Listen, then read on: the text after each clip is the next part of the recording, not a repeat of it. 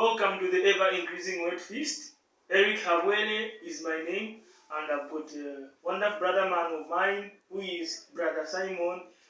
We are here to present to you the word of God, which is going to be of a great blessing to you. So, wherever you may be watching us from, what we are requesting from you is get a paper, a pen, and a Bible with you so that we may adventure together in the word of God. Amen. Amen. I can assure you, say, by the end of this message, you are going to be blessed. And see, we may say something which may go which may go against what you have believed before, but be humble. Don't be in a hurry to criticize what we are going to say. But like we said, sit down, hear this message carefully. Let us listen together. You find that this message which we are preaching to you, it will liberate you.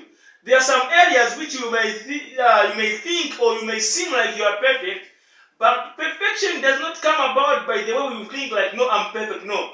Perfection comes from the reflection of the Word of God. If the Word of God says we are perfect because we of this and that, it means we are perfect. We are not perfect because we think we are perfect. We are perfect because the Word of God says we are perfect. Amen. Amen. So now, 2 Timothy chapter 3, starting from verse 15. 2 Timothy chapter number 3 verses 14. Yes, sir.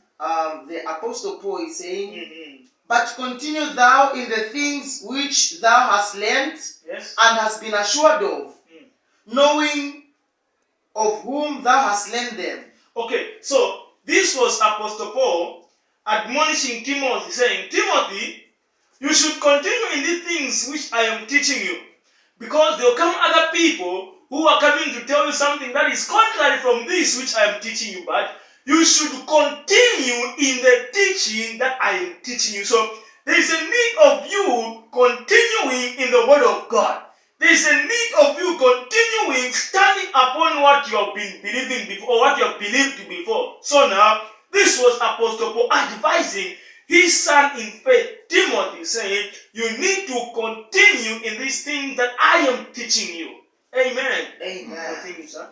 15 says of 2 Timothy 3 verse 15, it says, And that from a child thou hast known the holy scriptures, which are able to make thee wise unto salvation through faith which is in Jesus Christ. Yes. 16. All scripture is given by the inspiration of God, Yes. and is profitable for doctrine, Yes. for reproof, Yes. for correction, Yes. for instruction Yes. in righteousness. Yes. 17 says, that the man of God may be perfect, Yeah.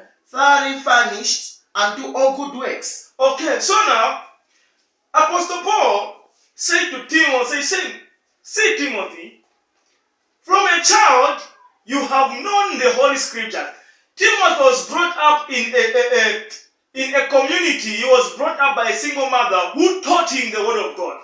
So Paul was saying, from childhood, I know that you have been acquainted with these scriptures. Now, this scripture, they are able to make you wise unto salvation through faith in Jesus Christ. And scriptures, they profit you in the area of doctrine, which is learning. Meaning, scriptures, they are there to teach us. They are there for us to have an explanation. And they are given for reproof. Reproof means evidence. Meaning, the Word of God is an evidence to you and me. We don't have any other evidence outside the Word of God. Meaning, using the Word of God, we can convince somebody of our faith. So our faith is predicated on the righteousness of God, or is predicated on the scriptures. Why? Because scriptures, they are tested and proven. You don't rely on the circumstances. You don't rely on the situation. You rely on scriptures. Whatsoever scripture says, go by them. That's why the Bible says, do not allow this book of the Lord depart from you. Because there will come circumstances which will go against this book of the Lord. But remain in it. Remain in it. So, wherever you may be watching us from, this is my advice to you. Do not allow the Word of Yes, sir. I will tell you of this story. There was this preacher man Yes. who went to preach a certain Sunday school, and this preacher man was preaching to say, Jesus, he will never leave you nor forsake you. Jesus is always with you, despite the challenges you're going through, despite whatsoever you are going through, Jesus is with you. Remember, he was preaching this to kids because it was a Sunday school. Yes, sir. So, one of the kids out of that Sunday school went home to sleep. Yes, sir. When he went to sleep, Satan came and whispered to the boy, saying, "What the preacher man told you, that's not true. Jesus is not with you." Yes, sir. When the little boy woke up, he said, the preacher man said Jesus is always with me. Let me go and check the scripture. If it is still written the way I read it. Yes, sir. The boy went in the night, sir. Yes. He flipped the scriptures, and he went direct to read where he read, and he said, Jesus is with you always. He will never leave you nor forsake you. When the guy read the passage where it was written like that, he told Satan, said, "You are a liar. It is still written to say, he will not leave me nor forsake me. So he is still with me. Go away from me." The little boy went to sleep. Again, Satan again came and whispered the same word to the boy. So, do you believe that? That is not true. That's a lie. Jesus is not with you. Again, the guy woke up. That's the little boy. Yes. Woke up, went, flipped the scriptures, and he checked. It was still written the same. There was no change of any comma. There was no change of any full stop. Everything they were the way they were. Yes. So the guy said, me, as long as this is still there, I will not change my focus. So the little boy defeated the voice of Satan by confining to scriptures, by having evidence from scripture. So the same way the little boy did, you are supposed to do the same. Praise You need to have the book of the law, which is the word of God with you, whereby if the word of God says you are healed, and then you have sickness, you have a symptom of headache, you have symptom of whatsoever disease you may have it, go check the scriptures. Praise What God. are the scriptures saying concerning you? If you check and the scriptures still say by his stripes you are healed, tell that sickness you are lying, you are leaving my body. Why? Because the Bible says by his stripes I'm what? I am healed. Amen. Amen. So you don't get evidence from anything else. You get evidence from the word of God. Hallelujah. Amen. Sir, read 2 Corinthians chapter 10. 2 Corinthians chapter 10. Yes. Chapter 10 starting from 4. 2 Corinthians chapter 10, Yes. starting from verses 4. Yes, sir. Okay. From verses 4, scripture says, "For the weapons of our warfare are not carnal, Yes. but mighty through God to the pulling down of strongholds." See, for the weapon of our warfare are not carnal. Us, we are not using physical guns to fight our warfare. No. But the weapon that we are using, they are mighty through God to do what, man of God? Continue. To the pulling down of strongholds. Okay, just end from there. Yeah. Now, to the pulling down of stronghold. Strongholds. When we say stronghold, a lot of preachers, they preach this stronghold to be like altars, to be like shrines. Those are not stronghold. Those are not stronghold which the Bible is trying to talk about here. So now I open to you what these strongholds are. And these are strongholds that are fighting a lot of people, including believers, and they are defeated by this stronghold. Continue, sir. 4 says, "For the weapons of our warfare are not carnal, but mighty through God Yes. to the pulling down of strongholds." Yes, sir. 5, "Casting down imaginations." So, strongholds are imagination. Casting down imagination. Yes, sir. "And every high thing that exalteth itself against the knowledge of God." Anything that exalts itself against the knowledge of God, we pull it down. That is a stronghold. What is a stronghold in your life?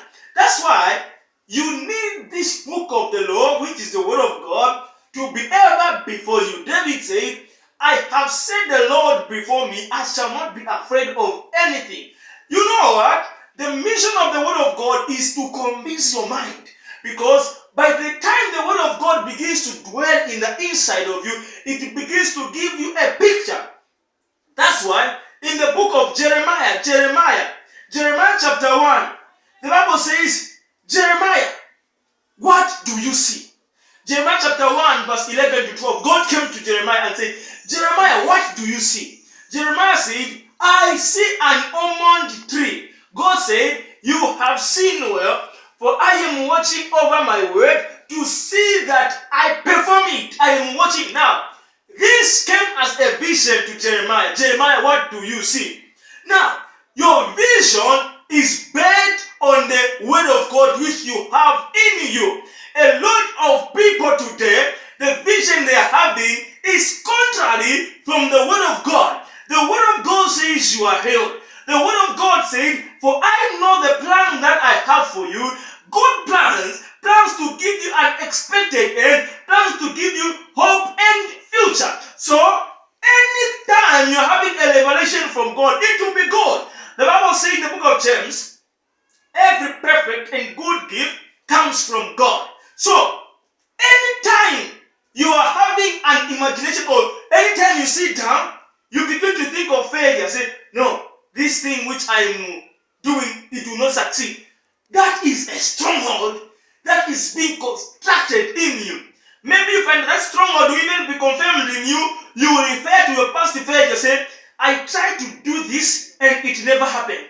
I tried to do that, it never happened. Maybe even this one, when I try to engage myself and do this, it will not happen. You find that you are even convinced, say, me, I cannot do this. That's a stronghold. Why? Because that is going against the word of God. What does the word of God say?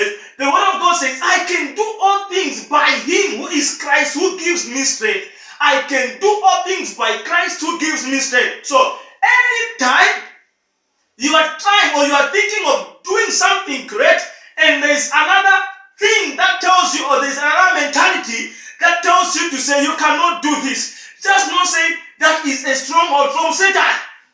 Let me tell you something. Yes. What is it that you could have become today if you had done that which you have not done?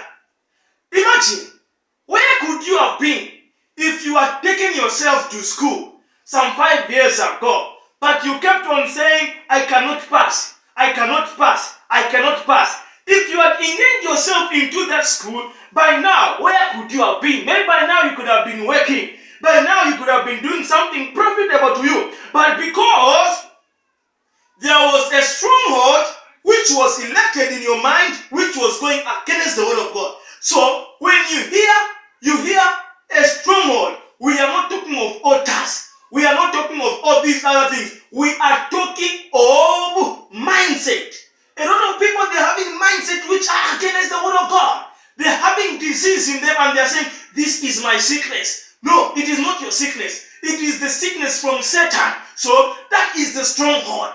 Saying, this is my sickness. Anything that makes you to think like you are a mistake here on earth is the stronghold. Why? Because the Bible says, I knew you before you were born. How can you be a mistake when God planned for your coming here? So anything that is making you think like you are less, that is a stronghold. So the mission of women of God is to demolish that stronghold which has been constructed in you. And wherever you are watching me from, I want to assure you, say, do not worry. Hallelujah. Do not worry about your man of God. Yes, sir. Our future is guaranteed in God. Indeed. I wonder, when I meet some preachers or some Christian who would say, I don't know where I am going to be tomorrow. I don't know if I'll enter heaven or not. No, that statement is very wrong. You don't need to say that, because as a Christian, your future is guaranteed. Yes, sir. The Bible says in the book of Romans chapter 8, verse 38, the Bible says, for I am fully persuaded, Paul was saying this, man of God, yes, I am fully persuaded that there is nothing, absolutely nothing, that can separate us from the love of God. Not from our love, as we don't have the love of God. Our love for God is as the result of the reflection of His love for us. Nothing can separate us from the love of God, be it demons, be it angels, be it height, be it good times, be it not even nakedness, man of God. Not even nakedness, sir. So, even when you are walking naked, that cannot separate you from God. I even wonder when preachers say when you are wearing a trouser, you are far from God. In fact, wearing a trouser is better than going naked. At the point of going naked, he said nothing can separate us from God. So, your future and my future is guaranteed. We're in Christ. So, don't be afraid of your future. Hey, don't be afraid of your future. Why? Because your future is guaranteed. When you are going through a situation which is hard, don't think like you are possessed. It is common to man, and it will pass. You still remain. Why? Because the word of God in you will make you stand. Hallelujah. Praise the Lord. You are not a mistake. You are not a mistake. You are not a And mistake. you know what? Wherever you are hearing us from, if you are having a sickness in you, begin to tell that sickness to say, I am in Christ. And in Christ, no sickness is permitted. Man of God, imagine. Yes, sir. Imagine. Yes. On that day of entering heaven, Yes. a lame person, they enter heaven. What will happen to the lameness? It will go. Definitely it goes. If you are blind, you can't enter heaven blind, man of God. That's not God. Wait. Okay, let's just make this. Let us just assume you are blind. Jesus has come and time for you to enter heaven. Can you enter heaven blind? No, you cannot. You cannot enter heaven blind. By the time you enter heaven, your eyes opens up. Why? Because blindness is not allowed. Blindness is as the result of sin. So when you enter there, blindness leaves you. So it is the same. You don't need to enter heaven. You don't need to wait for that day to enter heaven. You enter when we were raised from the dead. We entered the heaven with Christ. Why? Because we are seated together with Christ in heavenly places. So just by these words, we are not saying believe these words, because these words they are the ones which are giving you faith to say you cannot enter heaven blindly. So you cannot be in Christ without blindness succeeding. So we are telling you right now to say you are in Christ. Man of God. Yes, sir. The Bible says this is life eternal. 1 John chapter 4 verse 17. You may read it, sir. 1 John chapter 4 verse 17. 1 John chapter 4 verse 17. Yes, sir. Verses number 17 says, Yeah. Here in our life made perfect, that we may have boldness in the judgment day. Because as he is, so are we in this world. Hey, herein is our love made perfect, that we may have boldness on the day of judgment. Why? Because as he is over there, meaning Jesus, so are we here on earth. Praise the Lord. See, sir, Yes, sir. the Bible does not say as he was, As he was. but saying as he is, meaning there are two Jesus. There are two Jesus. Two Jesus. There is the only begotten Son, Yes, sir. which is in the book of John chapter 3, verse 16. For God so loved the world that he sent his only begotten Son. Yes. That word, the only begotten Son in Greek is called the monogenuo. The monogenuo. Mono means one, meaning no one would ever be like that Jesus, and no one has ever been like that Jesus. Why is that Jesus mono or only one? Because you and I, our birth is not like his birth. His birth was no sperm and egg of a woman combined to bring him out. He came out of his own. Mary, he just used Mary at the entry point to come in this world. Mary never gave Jesus the body. Mary never gave Jesus the DNA. Mary never gave Jesus blood. Jesus came with his own blood, with his own body. In the book of Hebrews chapter 10 verse 5, sir, the Bible says that the body you have prepared for me, meaning God had already prepared the body for Jesus, says he was not born of flesh or of blood, meaning he did not come by the blood of Mary. He came full packed. Praise the Lord. Full packed. That's why the Bible calls him the only. But when he died and he rose from the dead, he rose that died as the only begotten Son. He assumed the state of the first begotten Son. I mean? Revelation chapter 1, verse 5, it says, and Jesus Christ, who is faithful, who has made us kings and queens, the first begotten of the dead. The word first, it means prototokos. And prototokos means prototype, meaning he is a sample. A sample. When a Mercedes-Benz want to manufacture a car, what they do, they'll bring a sample. And when they bring a sample, man of God, Yes. they'll test it for interest. They'll test it for interest. They'll take it. They'll drive it. They'll do whatsoever they can do.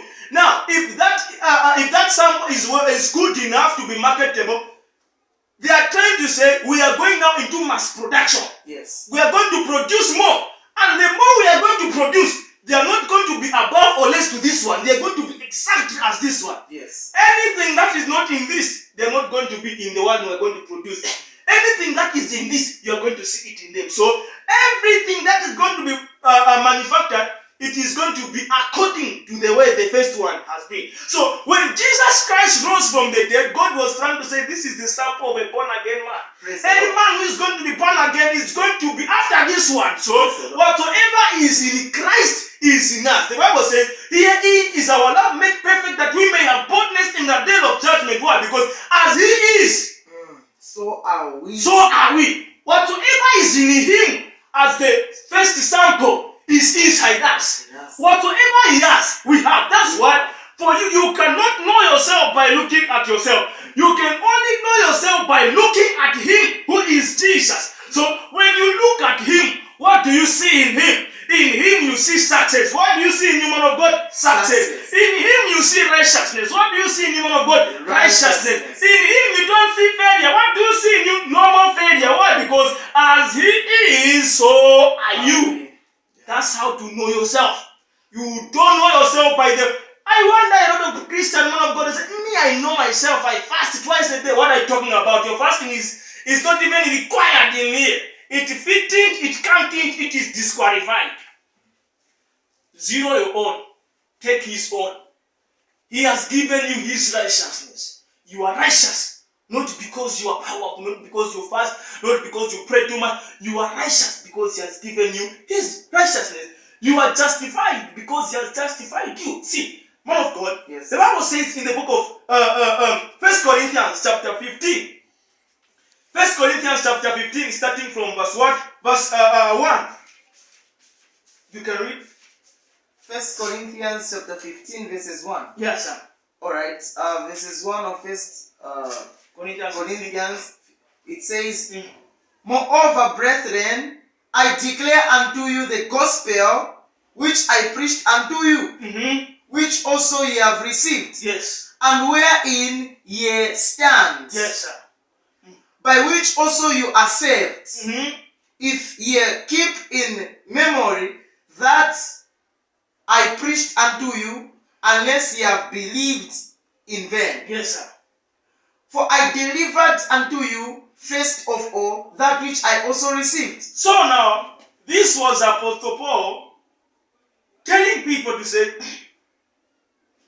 the thing that made me to be born, or the thing that converted me, or the message that I heard for me to be where I am, or for me to be who I am now, is the message that I am passing on to you. It saved me. Also, when I pass it on to you, it will save you. Continue, sir. This is the gospel that can save everyone. Yes, sir. For I delivered unto you first of all that which I received. Yes. How that Christ died for our sins according to the scriptures. That is the number one line of the true gospel which is able to save you. The number one line of the gospel which is able to save you is that Christ died for your sins. Had it not been for your sins, there was no need of Christ coming to die here on earth. It was because of yours and mine sins. Continue, sir. 4 says, and that he was buried. So, when Christ died, what happened? He was buried. Yes, this is the number 2 line, the second line of the gospel that is able to save you. Number 1, he died for your sin. Number 2, he was buried. Why was he buried? Because he died for your sins. Yes, sir.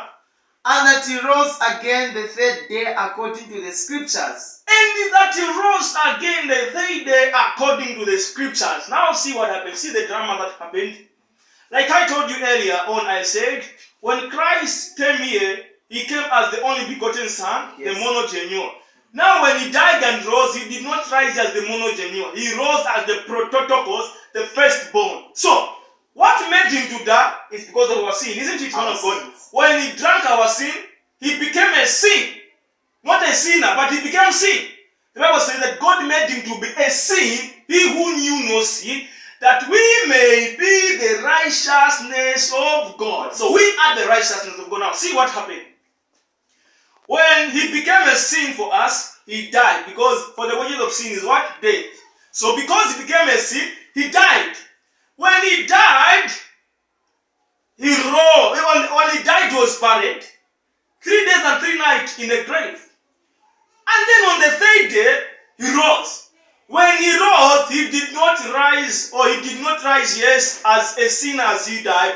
He rose righteous. He rose what? Righteous. So you also, when you believe in him, you die to your sin. And you rise to his righteousness. You rise to his righteousness. So, you and I today, we are not righteous because we fast. We are not righteous because of any other thing. No. We are righteous because you rose from the dead. Jump to 14, man of God. 14 says, Mm-hmm. And if Christ be not risen, Yes. then is our preaching vain, Yes. and your faith is also vain. If Jesus did not rise from the dead, you are still a sinner. And our preaching is in vain.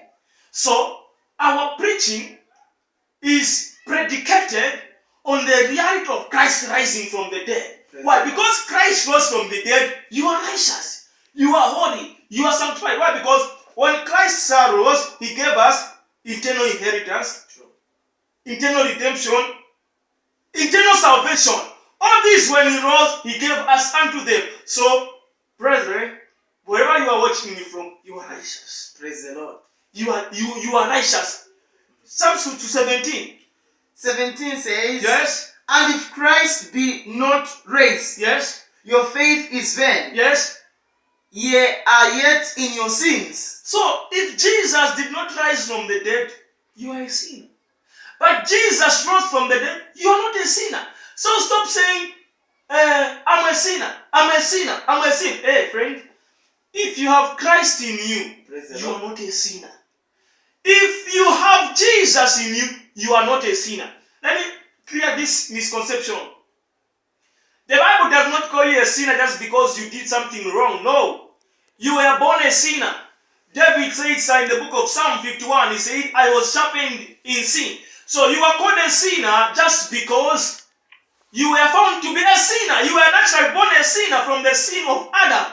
So you are called a sinner. You were called a sinner because sin was passed on unto you. But Jesus, he came to destroy that sin which was passed on unto you, and he gave you his righteousness. So right now, you are not a sinner, but you are a righteous person. So wherever you are right now, I want you to declare this reality upon your life. Say, I am a righteousness of God. I am the righteousness of I God. am not a sinner. I am not a sinner. I am glorious. I am glorious. I am perfect. I am See, perfect. the Bible says Christ has perfected us. When we say you are perfect, you don't mean you don't make mistakes. Mistakes, they don't have what it takes to take you away from God. So you are perfect. Amen. Praise the Lord. So read Romans chapter 4, verse 25. Romans chapter 4 verse 25. Yes, sir. Scripture says, who was delivered for our offenses, Why was Jesus delivered? For our offenses. Yes. and was raised again for our justification. He rose from the dead for your justification. So you are justified. Praise the Lord. You know what? Don't say I'm a sinner. Because when you say you are a sinner, you are rendered in what Christ did ineffective. Sir, Yes, sir. sin is synonymous to what? Darkness. Isn't it, man of God? Yes, sir. Sin is synonymous to darkness. And light is synonymous to righteousness. True. Now, you cannot be a sinner and righteous at the same time. No, that does not apply. You can either be a sinner or righteous. Only two. Only you can only be on the one side, not both sides. You can only be on one side. And I want to disbelieve this. Say, darkness and light, cannot be in the same place. No. In this room where we are, if we are to switch on this light, definitely darkness will dominate. And then the way this light is on like here, that's why you are able to see us. So when you say you are a sinner, it means you are in darkness. When you say you are righteous, it means you are in light. So you are not a sinner. So you are justified because Jesus rose from the dead. Your justification does not come about because you confess your sin. In fact, let me tell you something. Your confessing of sin does not have what it takes to take away sin. The only thing that has what it takes to take away sin is Jesus. Praise the Lord. And behold the Lamb of God who takes away the sin of God. And then somebody may be asking, say, what are you talking about? So are we not supposed to confess our sin? If you want to confess, but they don't have a spiritual impetus, somebody may be saying, but the Bible says, if any man say he has not sinned, he makes God to be a liar. That is not for you. That is not for you because Jesus took away your sin, meaning you don't have any sin anymore. In fact, read that same scripture very well. It says, if we confess our sins, He is able to cleanse us from all our sins, from all our unrighteousness. He already took away your sins. Which sin do you have to confess? How many times are you going to be confessing your sin? Oh God, I sin. This is now number 255. Again, another say, God, this is 278. This is 300. Are you going to manage? You are not going to manage. So now, Jesus has taken care of that sin. So now, man of God, Yes, sir. for somebody to be saved, what is he supposed to confess? Jesus Christ. You're supposed to confess Christ. The Bible says, if any man shall confess or shall believe in his heart and confess with his mouth that Jesus is the Son of God, they shall be saved. Confessing your sin does not have what it takes to save you, my friend. What it takes to save you is confessing Jesus. So anytime you make mistake, just confess Jesus. Say, oh, you mistake. I have power in it. You know, because when you're confessing Christ, what you're trying to say is that Christ has given me the ability to overcome this sin. If you have any addiction right now, confess Christ. When you confess Christ, less of you, much of Christ, that addiction goes. Why? Because when you are confessing Christ, not only confessing Christ as well, you confess Christ with knowledge. That's why let this book of the law be with you, because the Bible says, I have set you above and not under. You shall trample on scorpion, and they shall do you no harm. Anytime you are met with a situation, remember these scriptures and says, you addiction, I am above you. You cannot overtake me. By the time you begin to say that, the reality of the word of God begins to take over in your life, and you find that you begin to live the life that's why when the Bible says in the book of Colossians chapter 3 verse 16, it says, let the word of Christ literally dwell in the inside of you. You know what? When the word of Christ has literally dwelt in you, it dominates. It begins to take over. You find that the things which you could not do, you begin to do them. You find the things which were a problem to you, they are no longer a problem to you. Why? Because, oh God, sir, Yes, sir. the Bible says in the book of Acts, there was a time when Paul had a lecture of the word of God for 2 years, man of God. Yes. The Bible says when he released his students to go and preach the word of God, the Bible says that so mightily grew the word and prevailed. Meaning the word of God has got the capacity to grow and prevail. And prevail. If you allow the word of God to grow in you, it prevails over that failure. It prevails over that addiction. It prevails over that sickness. It prevails over anything in your life. So exalt the word of God in your life. Let the word of God be exalted in your life. Hallelujah. Amen. Don't allow any circumstance to judge you. You are what the word of God says you are. You are not what any circumstance says you are. You are what the word of God says you are. Let not any stronghold be elected in you. Let the word of God be exalted. Therefore, brethren, wherever you are watching us from, our main message of God to you is that stay in the Word of God. Stay in the Word of God. Because when you stay in the Word of God and situation comes your way, you shall defeat situation using the Word of God. Use the Word of God. Hallelujah. Amen. Word of God. Anything for the viewers. Viewers all over the world, Mm. we thank God that you have listened to the message which the man of God is just from preaching. I only have few words. My few words are what we do today anticipates and brings about our future into our current status. What I'm trying to say is, for these words to have impact on us, let us please ensure that we meditate on it. Yes. Let us search scriptures for our evidence. Thank you so very much, man of God. I'm so happy for the Word of God. Amen. We are blessed. So you've heard, let scriptures be your evidence. Don't have evidence outside scriptures. Evidence outside scriptures is pseudo. You don't base your evidence out of scriptures. Let scriptures be your evidence. Yes. Viewers all over the world, we love you so much. Amen. Keep on subscribing for more and more of our messages on YouTube. You just need to type Eric Habwele. It shall bring you more and more of our messages. And then if you want to meet us, and you may ask him, say, where are you from? We are right in Zambia.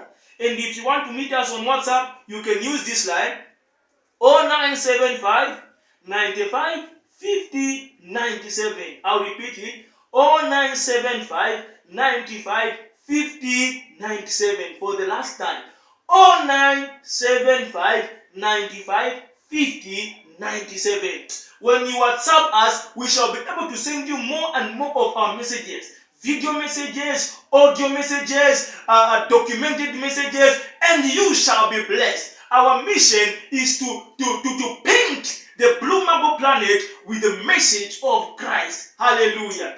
Viewers all over the world, we love you so much. We are going to pray for you with short prayer to seal this message which we have preached to you. Shall we pray, man of God? Father, in Jesus' Mighty name, God, we in want to the say mighty thank you name for of the Jesus, viewers all over the we world. pray for the viewers, We pray that wherever shall they are reach watching us from, a that, point oh God, this of word which turnaround we have in spoken in whatever their they are lives, doing, in Jesus' they shall name. bear much We fruit. speak They salvation shall all bear over much the fruit. world. In the We pray name for people of with Jesus Christ, issues, the Son of the living God. addictions, La tendencies, koshatone in mukataba. the name of Le pro Jesus. sapota We manteke thank you, le O monda God. babaya. We Shatu pray ke that le as monda the word of babaya. God comes You are alive, blessed. they shall be able Mako to shata.